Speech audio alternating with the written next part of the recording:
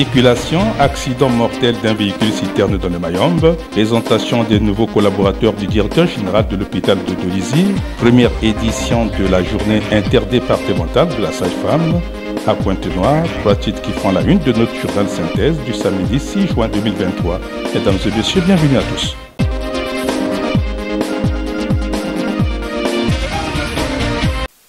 C'est au village de la Montagne du PK 86 290 à 1 km 500 du village Les Saras dans la sous-préfecture de Mvouti que ce véhicule citerne de la société Eslog en provenance de Pointe-Noire transportant du gaz butane a fait un accident ayant causé la mort du chauffeur identifié François Boukatola. Un véhicule immatriculé RC 165 LE4 qui a fait tonneau poursuivant sa course dans le caniveau. Un accident d'une origine encore inconnue qui laisse perplexe les témoins. Quand l'accident s'est produit, j'étais sur place. Donc je revenais du boulot. Nous avons vu là où il y a le virage là, il y a le camion qui descendait à vive allure. On ne sait pas si c'est les freins qui avaient lâché ou bien, en tout cas on ne peut pas expliquer, mais ça descendait à vive allure. Et au moment où le chauffeur était en train de vouloir se battre, c'est là où la citerne arrière, les pneus qui sont là, se sont montés et c'est là où ça a basculé jusque-là. Quand nous sommes arrivés sur place pour vouloir enlever, sauver le chauffeur, en tout cas il était déjà bousillé la tête, mais il respirait à peine. Un témoignage ayant appuyé le constat de cet agent de gendarmerie de Mvouti. C'est un accident mortel. Il s'agit de véhicule citerne de la société Eslog transportant le gaz. Ce lieu est tellement risqué qu'il y a beaucoup de cas d'accidents qui se répètent ici. Il s'agit d'abord de la descente de la montagne que certainement les chauffeurs ne respectent pas. Et on peut estimer que partant de là où ils prennent le temps de circuler, de rouler, ils ne respectent pas les conditions de sécurité d'abordage du virage et de la descente de la montagne. La route nationale numéro 1, infrastructure routière, entretenue par la Congolaise des routes, sensibilise les chauffeurs dans le Mayombe au respect des panneaux de sécurité pour éviter les accidents mortels.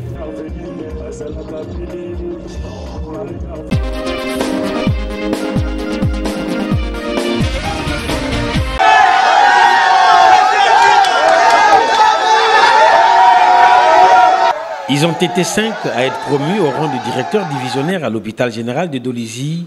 2 d'entre eux, présents à ces retrouvailles, ont été présentés aux agents par le docteur Maurice Mebenga Popolo, directeur général de cette formation sanitaire ce vendredi 2 juin 2022. Il s'agit des docteurs Bernard Ndala, directeur des affaires médicales, et Edwin Gomakwaï, directeur de la gestion des malades. À peine présentés au personnel de l'hôpital, les promus ont suivi avec attention les sages conseils prodigués par le docteur Maurice Mebenga Popolo, lequel a remercié le ministre de la Santé pour avoir régularisé cette situation car un seul doigt ne pouvant nettoyer le visage. Je remercie monsieur le ministre de la Santé de la population pour l'aboutissement d'un tel dossier et naturellement être reconnaissant monsieur le Premier ministre qui a bien voulu signer ce décret.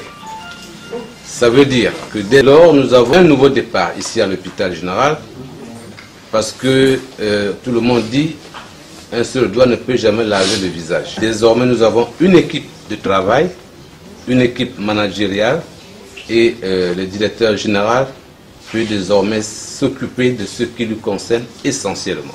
Soyons un modèle ici à Dolisie, parce que travailler, c'est d'abord travailler au service des populations. Du côté des nouveaux promus, collaborateur immédiat du directeur général de l'hôpital général de Dolisie, c'est la joie et le poids de la tâche qui les attend. D'abord un sentiment de joie, parce que depuis un certain temps dans cet hôpital, tous les postes étaient quasiment vacants.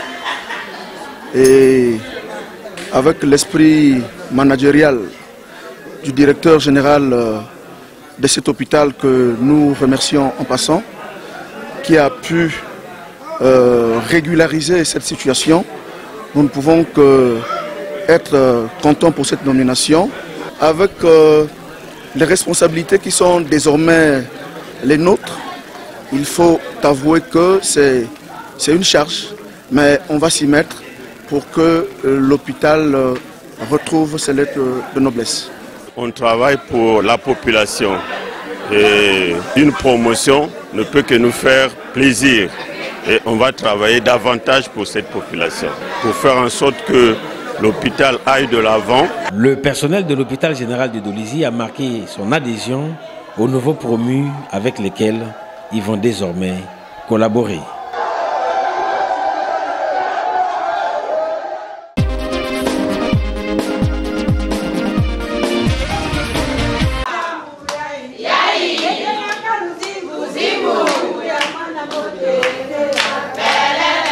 Les sages-femmes des départements de Pointe-Noire et Kouilou ont célébré en différé la journée internationale de la sage-femme prévue le 5 mai de chaque année. Un événement célébré à Pointe-Noire le 2 juin 2023 en une journée interdépartementale de la sage-femme sous le thème « Être sage-femme aujourd'hui, c'est être la première actrice médicale ». 2 allocutions ont édifié les participants sur le sens de la première journée. Allocution de la présidente de l'Association nationale des sages-femmes du Congo, Antenne du Kouilou, Yvette Mavungu, stigmatisant le conflit de rôle causé par la mutuelle des gynécologues. Nous constatons avec amertume le comportement de certains gynécologues qui, au lieu de jouer ce rôle, préfèrent nous diviser en créant des groupuscules au sein des sages-femmes.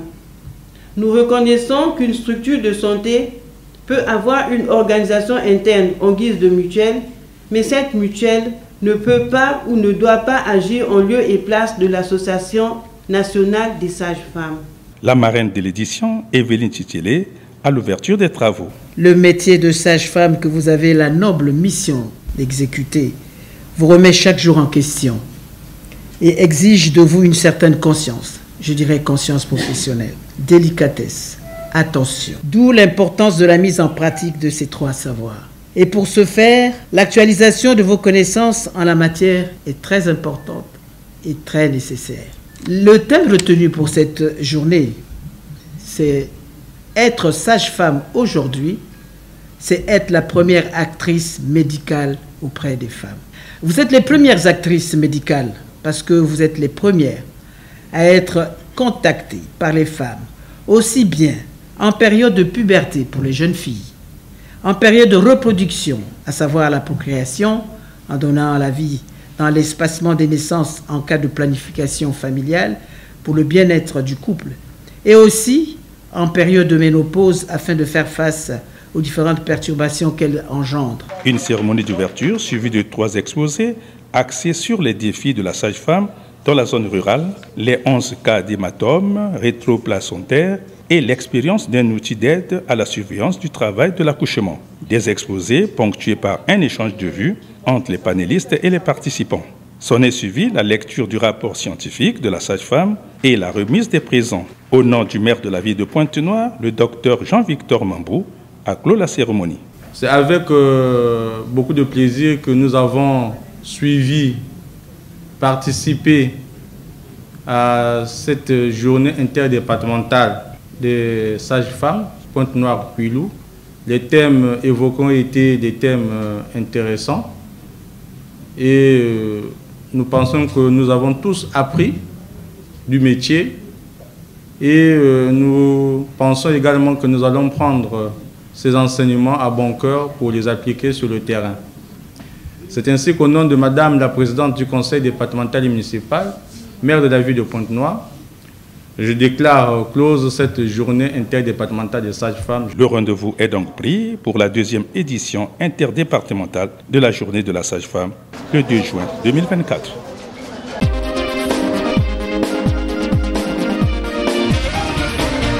On passe 6 heures à peu près, en moyenne, sur Internet, 3 heures en regardant la vidéo. L'opérateur de téléphonie mobile MTN Congo a organisé à Pointe-Noire vendredi 2 juin 2023 une conférence débat sur les technologies immersives, enjeux et perspectives appuyée par la présentation de la plateforme Prestige. Une plateforme ouvrant la voie à une campagne commerciale lancée par Philippe Ouaga, directeur commercial de MTN Congo, en présence du représentant de la présidente du conseil départemental et municipal de Pointe-Noire et d'un parterre d'invités. Philippe Ouaga a dans sa présentation souhaité la bienvenue à tous les invités tout en les accrochant dans sa riche communication sur la technologie immersive. Une technologie visant à plonger l'utilisateur dans un environnement numérique avec lequel il est capable d'interagir. Concernant la plateforme Prestige, c'est un service qui s'articule autour d'une ambition, d'une mission que MTN s'est donné d'avoir pour le continent africain dans la mise à proposition des progrès. En composant étoile 150 dièse OK, l'abonné à tous les volumes forfaitaires d'appels, d'internet et de SMS. MTN Prestige se base tout aussi sur le charisme et l'opportunité. La série des communications s'est épuisée par l'exposé de 2 panélistes au nombre desquels Luc Mizini-Bassi, conseiller du Premier ministre en technologie de l'information, de la communication et de l'économie numérique. Au terme de la soirée, nous nous sommes rapprochés de Philippe Ouaga. La conférence débat qui avait pour thème les technologies immersives et les enjeux pour le marketing permettait tout simplement de jeter un pavé sur un peu l'environnement digital au Congo, en Afrique et à l'échelle du continent. Et on a pu noter qu'en termes de pénétration de l'Internet au Congo, le Congo se porte très très bien au niveau de la sous-région. Il fait parmi des leaders. La sous-région a un taux de pénétration Internet de 48%, alors qu'au Congo, on enregistre autour de 49%, ce qui est une très très bonne chose, ce qui veut dire que nous arrivons à être un peu le leader en matière d'infrastructure et d'évolution numérique, ce qui est une très très bonne chose. La conférence également avait pour objectif d'introduire et de présenter notre nouvelle plateforme MTN Prestige sous le thème « Votre Excellence ». Alors, pourquoi Votre Excellence? Parce que le nouveau programme Prestige est un programme conçu sur mesure pour les clients qui recherchent de l'attention, qui recherchent un traitement spécial, avec surtout un service intégré tout en un.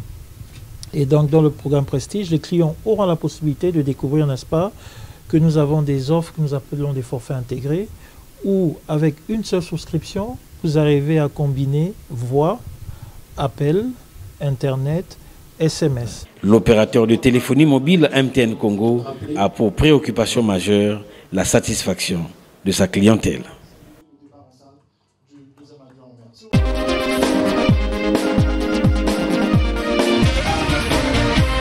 Sion, manifestation de la grâce, telle est l'appellation donnée à cette clinique médicale, inaugurée le samedi 27 mai 2023 à Pointe-Noire. Comme son laboratoire, la clinique Sion est une succursale du groupe Congo Business, une SARLU née de la vision des jeunes entrepreneurs du Congo. Une promotion d'élèves ayant fréquenté le lycée technique 5 février 1979 de Pila à Brazzaville. Une vision caressée par son directeur général dans la brève présentation technique de l'ouvrage. Sion ne s'inscrit pas dans la liste des cliniques de trop.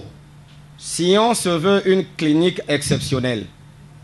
Exceptionnelle de par la conception de son bâtiment. Exceptionnelle de par le listing de son équipement technique. Exceptionnelle, en gros, par la somme de la technologie qui a été mise à disposition pour le public de Pointe-Noire et du Congo. Exceptionnelle, oui, parce que Sion s'est fait le devoir d'apporter des équipements nouveaux, inexistants encore au niveau du pays. Je parlerai par exemple, à titre d'exemple, de l'automate laser pour le replanting capillaire. Ceux qui ont de la calipsie, jusqu'à présent, on les voit payer les billets pour aller au niveau de la Turquie. Parce que ce pays s'est distingué dans ce genre de traitement. Ce qui fait que Sion sera sans doute le tout premier centre au Congo à pratiquer du replanting capillaire. Auréolé d'une telle ambition juvénile, le vice-maire et député de Lumumba 1, Louis-Gabriel Missatou, a traduit l'élégance de cette créativité. Je suis personnellement fier de cette initiative. Je suis fier parce que c'est la réalisation d'un rêve qui vient de loin. Comme a dit M. Nganga, c'est une idée, une ambition qui est né lorsqu'ils étaient encore sur le banc de l'école. C'est un témoignage que beaucoup de jeunes, et même des moins jeunes, devraient suivre. Que tout vient de l'ambition, tout vient de l'idée, tout vient d'un projet. Et que pour arriver à réaliser ce qu'ils ont réalisé, s'ils n'avaient pas pensé, s'ils n'avaient pas ambitionné, ils ne seraient pas arrivés à réaliser une telle œuvre que nous saluons aujourd'hui.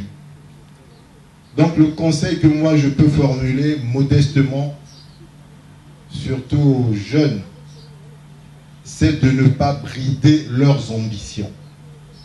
C'est de ne jamais brider leurs ambitions. Il n'y a pas de limite à viser plus haut et à viser plus loin. Même eux qui sont arrivés à ce niveau, pour moi ce n'est que le premier pas d'un long voyage pour réaliser des grandes choses. Comme disait quelqu'un, là où il y a la volonté, il y a le chemin.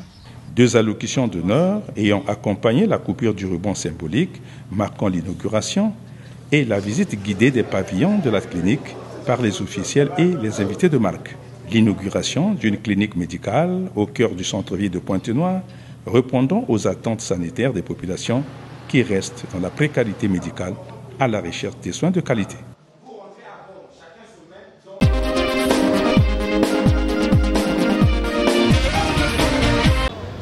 Le préfet du département du Kouilou, Paul-Adam Dibouilou, accompagné d'une forte délégation de ses collaborateurs, a effectué une visite de travail avec la Congolaise des routes sur la nationale numéro 1, tronçon Mengo, ce jeudi 1er juin 2023. Une visite de travail qui s'inscrit dans le cadre des actions engagées pour la lutte contre les voies de contournement à Mengo utilisées par les chauffeurs échappant au péage et au paysage. Des voies parallèles bloquées pour barrer le chemin aux transporteurs des gros porteurs, causant des dégâts au niveau des routes intérieures. La Congolaise des routes, LCR en abrégé, est chargée par désignation de l'État congolais comme concessionnaire des routes nationales numéro 1, numéro 1 bis et numéro 2 par convention de délégation des services publics du 8 janvier 2019. Depuis le début de l'exploitation en 2019, cette problématique des poids lourds d'échapper au péage persiste, ce qui est préjudiciable à la Congolaise des routes dans sa mission de service public confiée par l'État congolais. Sur autorisation de l'autorité préfectorale, des travaux seront engagés en vue de bloquer l'accès aux gros porteurs utilisant ces voies de contournement. Nous avons eu l'honneur d'accueillir M. le préfet à la tête d'une forte délégation de ce département pour venir regarder effectivement les problématiques de voies parallèles au niveau de Mengo. La Congolaise des routes apporte une solution sur 3 sujets majeurs qui sont évidemment la détérioration des voies intérieures de ce quartier de Mengo par les poids lourds, aussi les sujets de perturbations et de tensions qui peuvent naître entre donc les conducteurs de ces véhicules poids lourds et les populations traversées, parce qu'ils traversent en même temps, en traversant la route, ils traversent aussi leurs parcelles, donc ça crée des problèmes. Et évidemment, le 3e sujet, c'est de limiter les fuites au péage de ces poids lourds. Donc, monsieur le préfet, à la tête de cette forte commission départementale, est venu appuyer la Congolaise des routes donc, pour trouver une solution à tous ces sujets. Après ce constat de terrain, le préfet du Kouilou rassure. Nous l'avons constaté et nous sommes indignés. Et nous avons demandé à la Congolaise des routes de mener une étude pour évidemment endiguer ce phénomène.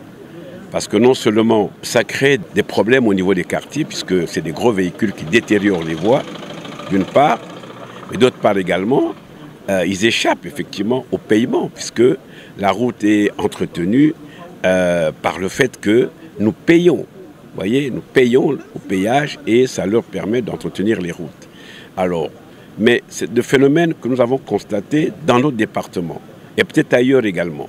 C'est pour cela que nous donnons quitus à la Congolaise de route pour faire cette étude qui permettra d'enrayer ce phénomène, ou carrément de supprimer ces voies.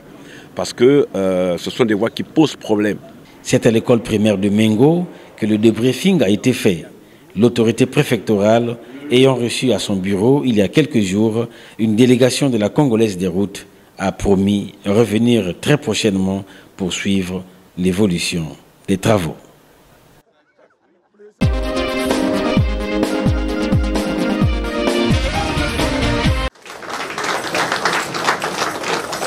Une deuxième session ordinaire, dite administrative, du Conseil départemental et municipal de Pointe-Noire, ouverte ce mercredi 31 mai 2023 en 5 axes de cérémonie. Session dirigée par Evelyne Chichele, présidente du Conseil départemental et municipal, devant les représentants de l'État, avec pour particularité, dès l'entame, la lecture des lettres de remplacement des nouveaux conseillers municipaux, les ports des échappes des membres du bureau exécutif du Conseil et des 10 présidents des commissions. 3 actes suivis du mot de présentation du premier secrétaire du bureau du Conseil, donnant lecture d'affaires soumises à l'examen de la session. 5 affaires seront inscrites à son projet d'ordre du jour.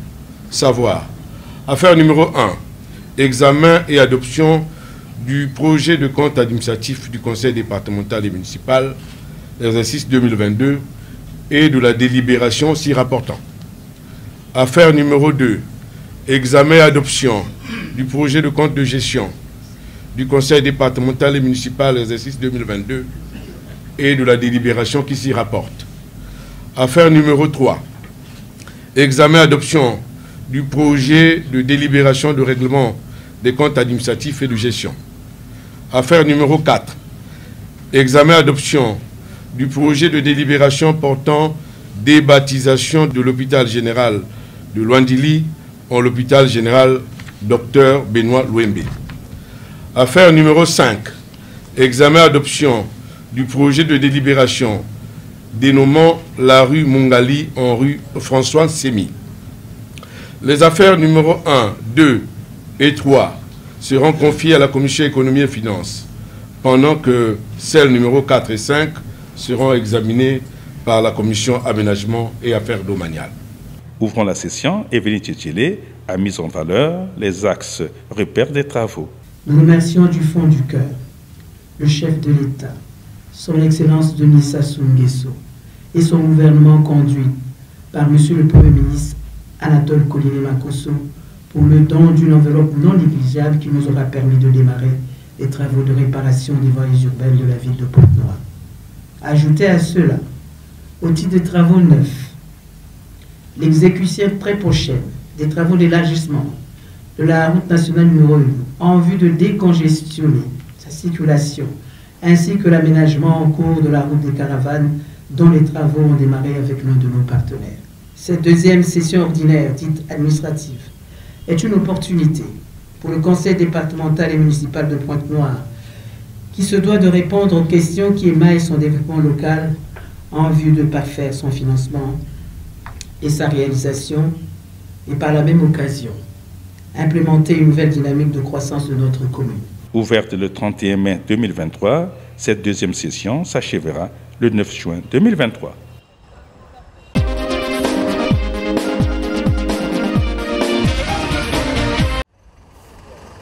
La 5e session du conseil d'établissement de l'hôpital général Adolphe Cissé de Pointe-Noire s'est tenue mardi 30 mai 2023 sous la houlette du docteur Lambert Chakirou, directeur général de cette grande structure sanitaire. Une session qui se tient en prélude de la 5e session du comité de direction qui se tiendra le 9 juin prochain sous l'égide de son président, le professeur Alexis Elira Dokekias. La cérémonie d'ouverture a permis à l'assistance de suivre l'unique mot des circonstances du directeur général de l'hôpital général Adolphe Cissé. Le conseil d'établissement en tant qu'organe consultatif de gestion est chargé de émettre les avis et faire les propositions sur le fonctionnement de l'hôpital, participer à la préparation des sessions du CODIR, donner des avis sur l'ouverture des postes budgétaires. Le conseil d'établissement de ce jour, soulignons-le, se tient dans un contexte post-crise financière et sanitaire.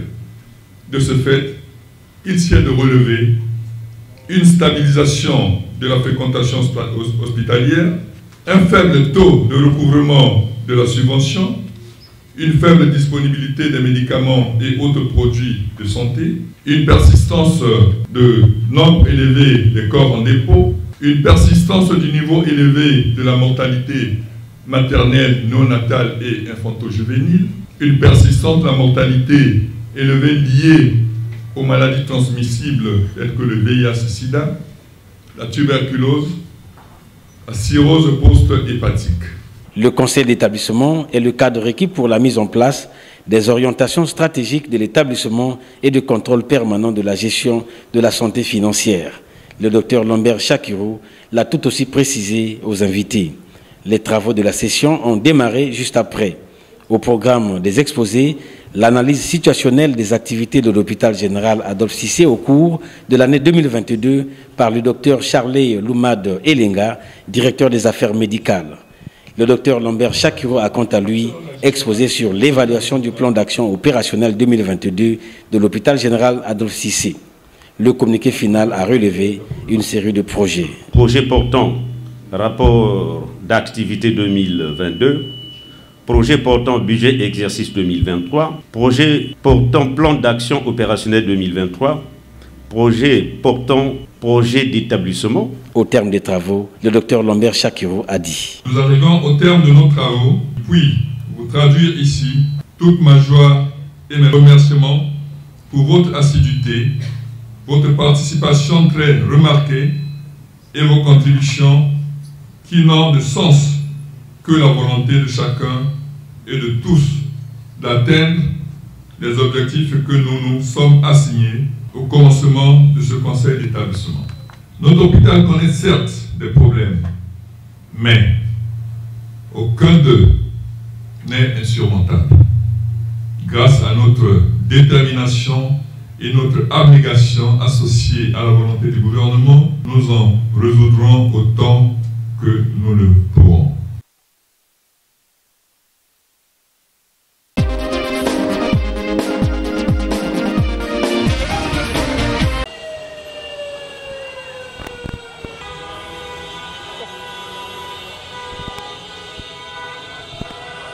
Abdoulaye Diop, ministre des Affaires étrangères et de la coopération internationale du Mali, venu donner le message de la transition à la diaspora malienne de Pointe-Noire, a présenté les civilités au maire de la ville, Evelyne Tchétchelé. Accompagné de sa délégation, l'homme d'État malien a eu des échanges conviviaux et chaleureux avec les membres du bureau exécutif du conseil départemental et municipal de Pointe-Noire. Les deux parties ont mis à profit cette visite pour renforcer et consolider les relations légendaires d'amitié entre les peuples des républiques du Congo et du Mali, cohabitant depuis les soleils de l'indépendance. À la sortie de l'audience, le ministre malien s'est livré à la presse. En venant aujourd'hui à Pointe-Noire en tant que ministre des Affaires étrangères du Mali, c'est absolument une obligation de commencer par rendre visite aux autorités de la ville. J'ai commencé tout à l'heure par le préfet. Et ensuite, je suis accueilli par Madame la maire de la ville de Pointe-Noire. Je crois que c'est avec beaucoup de fierté que nous voyons une de nos maires, avec MERE, assumer les charges de cette belle ville. C'était d'abord une visite de courtoisie dans le cadre de la visite ici pour rencontrer nos compatriotes maliens. D'abord pour remercier la maire, toutes les autorités préfectorales, municipales, et tous les citoyens de Pointe-Noire pour l'hospitalité qui est accordée aux citoyens maliens qui vivent, comme Madame la maire l'a dit, chez eux, à Pointe-Noire. Remercier tout le monde pour cela et souhaiter que les Maliens qui vivent ici à Pointe-Noire continuent à se comporter en dignes Maliens, à respecter les lois et les règlements de ce pays et aussi à œuvrer, à contribuer économiquement au développement de ce pays, sans oublier leur pays d'origine. Donc je suis là dans le cadre d'une mission pour présenter à nos compatriotes le projet de nouvelle constitution du Mali qui doit consacrer le retour à l'ordre constitutionnel en début 2023. Une audience de ce vendredi 1er juin 2023 qui reste marquée dans les annales de la mairie centrale de Pointe-Noire.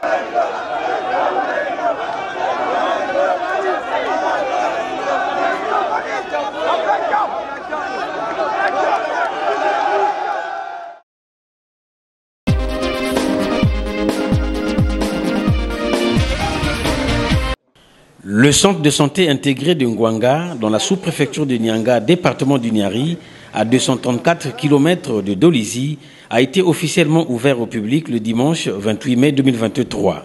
Au centre de cette action bien accueillie par les populations, le directeur départemental des soins et services de santé du Niari, le docteur Martin Inana. Tout est quasiment neuf en matière d'équipement dans ce centre de santé construit en matériaux non durables. Il a fallu son ouverture tout de même pour permettre à 3529 personnes reparties sur 10 villages de bénéficier des soins de santé. Le chef de village de cette localité très heureux a souhaité la cordiale bienvenue au directeur départemental des soins et services de santé du Niari ainsi qu'à la délégation l'ayant accompagné. Dans une allure poétique, Rigobert Poma, représentant le sous-préfet de Nyanga, s'adressant au chef de ce CIC, a parlé de la charité tout en interpellant la population à s'ouvrir à la loi de l'amour. Monsieur l'infirmier, le discours sur la santé paraît nettement sobre. Il est éloquent d'amour, de réconfort et de responsabilité qui acclame votre éthique dans le métier. Chaque mot et chaque phrase vous place sur l'esplanade de la dignité, le souffle de vie qui anime l'être humain est moitié de Dieu, moitié du dispensaire. La charité, et j'insiste sur ce mot, la charité est la source des vertus pour l'agent de santé. Elle coordonne la formation initiale. Elle donne à l'expérience le charisme de l'homme. Elle témoigne des œuvres admirables pour l'humanité bien servie. Heureux citoyens de Ngwanga, l'hospitalité doit sauver votre village en temps de détresse. L'infirmier muté à Ngwanga doit travailler en conditions de confiance et de sécurité. La paix morale voudra faire agir la conscience du travail bien fait. Une indifférence arbitraire serait indigne de tolérance. Pour sa part, le docteur Boris Linvani, médecin-chef du district sanitaire de Kibangu, a fait le rappel de l'ambition du président de la République de voir chaque Congolais bénéficier des soins de qualité. De façon directe, Martin Inana a donné des orientations sévères aux responsables de ce centre. Si vous n'aimez pas les populations de Ngwanga, vous n'allez jamais leur procurer la santé. Vous devrez les aimer. Vous n'êtes pas ici pour séparer les populations de Ngwanga. Vous êtes ici au service de l'ensemble des populations de Ngwanga. De la même manière que tu vas les aimer, c'est la même manière que tu dois les respecter. Qu'ils soient petits, grands, vieillards, femmes, hommes, tu dois respecter chaque population de Ngwanga. Le respect scrupuleux des règles déontologiques. Quand quelqu'un vient ici à Ngwanga avec un problème, ce n'est pas qu'il arrive à 10h, à 11h, tous les habitants de Ngwanga sont informés que telle personne a telle maladie. C'est strictement interdit. Le centre de santé intégré de Ngwanga, dit Oluabo Passi Albert, se basera sur les consultations curatives, les accouchements, la petite chirurgie, la planification familiale et le dépistage de certaines pathologies.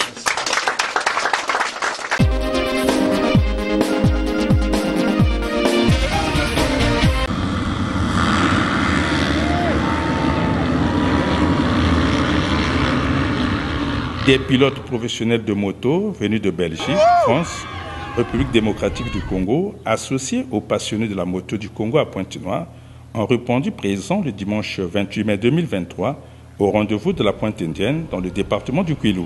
La moto, un sport risqué et dangereux, ne cesse d'attirer les spectacles de foule, comme le justifient les images de cet événement.